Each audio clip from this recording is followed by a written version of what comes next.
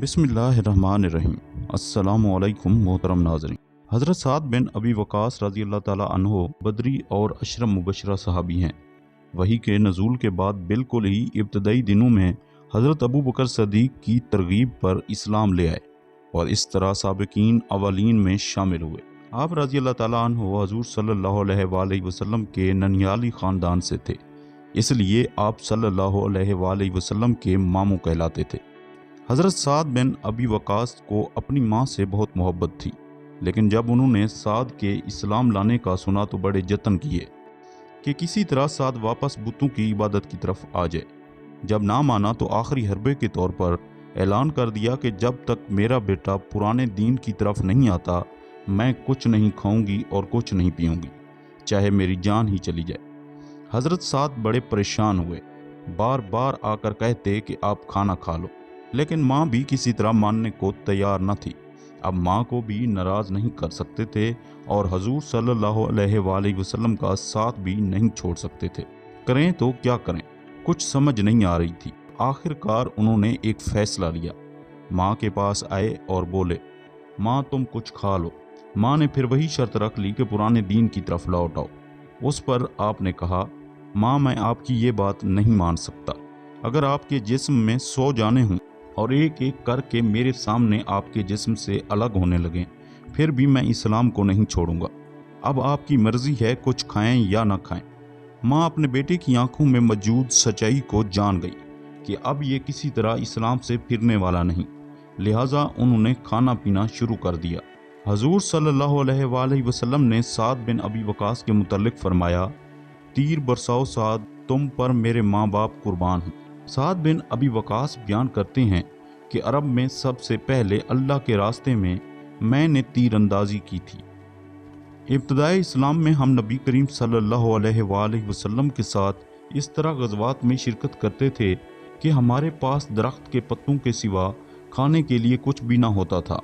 हज़रत साद फरमाते हैं कि हुज़ूर सल्लल्लाहु अलैहि वसल्लम के साथ मक्का में हम लोगों ने बड़ी तंगी और बड़ी तकलीफ़ों के साथ ज़िंदगी गुजारी है। जब तकलीफ़ें आने लगती तो हम सब्र करते, इस तरह हमें तंगियों परेशानियों को बर्दाश्त करने और खुशी खुशी उन पर सब्र करने की आदत पड़ गई। चुनांचे आप रज़ी अल्लाह अन्हु फरमाते हैं कि मक्का में एक रात मैं पेशाब करने निकला, तो जहाँ पर मैं पेशाब कर रहा था वहाँ से मैंने किसी चीज़ की खड़खड़ाहट की आवाज़ सुनी।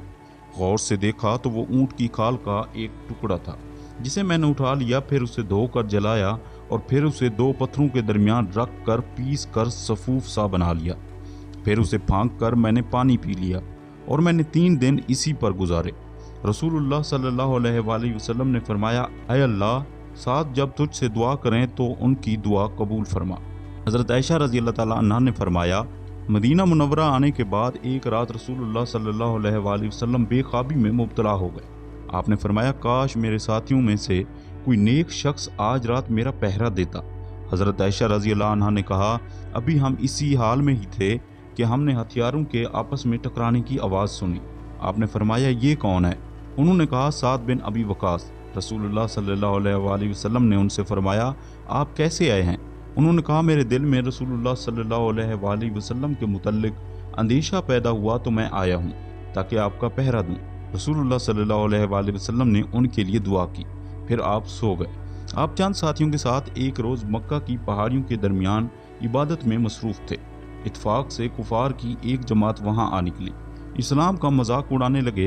हज़रत साद को जोश आ गया, इधर उधर देखा तो ऊँट की एक हड्डी पड़ी हुई थी, उठाकर ज़ोर से एक मुशरिक के सर पर मारी। इससे मुशरिक का सर फट गया। कहा जाता है कि इस्लाम की हिमायत में ये पहला खून था जो हज़रत साद बिन अबी वक़ास ने बहाया। हज़रत उमर के दौर में कादसिया की लड़ाई लड़ी गई। हज़रत उमर ने साद बिन अबी वक़ास को सिपह सलार बनाकर भेजा। हज़रत साद ने शाह ईरान के दरबार में अपने चंद कासिद रवाना किए। इस वक्त के अमीर ने शाह ईरान को मुखातिब करते हुए कहा, ऐ बादशाह, अल्लाह ने हमें इसलिए मुंतखब किया है कि हम लोगों को गुमराही से निकाल कर सीधा रास्ता दिखाएं। अगर तुमने इस्लाम कबूल कर लिया तो तुम्हें कुछ नहीं कहा जाएगा, और अगर तुम्हें यह मंजूर नहीं तो तुम हमारे ज़िम्मी बनकर रह सकते हो, मामूली सा जजिया अदा करो, और अगर तुम्हें यह भी मंजूर नहीं तो फिर तलवारें हमारे और तुम्हारे दरमियान फैसला करेंगी। ये बात सुनकर बादशाह गज़बनाक हो गया। बिला आखिर मैदान जंग सज गया। ان دنوں سعد کو کوئی ایک ایسی بیماری ہوئی، غالباً عرق النساء، اور جسم پر پھوڑے پھنسیاں نکلیں کہ آپ گھوڑے پر بھی نہیں بیٹھ سکتے تھے۔ پھر آپ ایک قلعے پر بیٹھ کر مجاہدین کو ہدایات دے رہے تھے۔ لڑائی کا پہلا دن گزر گیا لیکن کوئی فیصلہ نہ ہو سکا۔ میدان جنگ لاشوں سے بھر چکا تھا۔ رات ہوئی تو لڑائی بند کر دی گئی۔ دوسرے دن صبح کو پھر بڑی خطرناک لڑائی شروع ہو گئی۔ اس روز بھی نتیجہ نہ نکلا۔ تیسرے روز پھر لڑائی کا آغاز ہوا۔ حضرت سعد قلعے پر بیٹھ کر جنگ کا نظارہ بھی کر رہے تھے اور ہدایات بھی دے رہے تھے۔ اس دفعہ آپ نے دیکھا کہ ہاتھی بڑی رکاوٹ تھے، لہٰذا آپ نے صحابہ کو بلا کر کہا کہ پہلے ہاتھیوں کو مار ڈالو۔ جب کچھ ہاتھی مارے گئے یا زخمی ہو گئے تو دوسرے بھاگنے لگے، تو اب مسلمانوں کا غلبہ ہونا شروع ہوا۔ چوتھے روز ایرانی فوج کے کمانڈر رستم بھی مارے گئے اور مسلمانوں کو فتح ہو گئی۔ یہ سعد بن ابی وقاص ہی تھے جنہوں نے اپنے گھوڑے پانی میں اتارے اور دریائے دجلہ میں پانی کے اوپر گھوڑے دوڑا دیے۔ یہ دیکھ کر ایرانی لشکر بدحواس ہو گیا اور کہنے لگا دیو آ گئے، اور یوں مدائن بغیر کسی بڑی مزاحمت کے فتح ہو گیا۔ حضرت سعد نے کوفہ شہر کی بنیاد رکھی اور اسی کے گورنر بھی رہے۔ آپ بڑے بہادر، ماہر تیر انداز، مجاہد، زاہد، عابد اور حب رسول صلی اللہ علیہ وآلہ وسلم میں ڈوبے ہوئے اور بڑے علم والے تھے۔